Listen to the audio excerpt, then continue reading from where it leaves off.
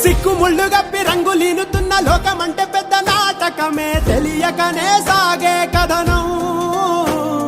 నీవు పెట్టుకున్న నమ్మకాలు అన్ని పక్కదారి బట్టి పోతుంటే కంచికి నీ కదలే దూరం. నీ చేతుల్లో ఉంది సేతల్లో చూపించి ఎదురేగి సాగాలిగా. రేపేటవునో తేలాలంటే నువ్వెదురు చూడాలిగా. ఓ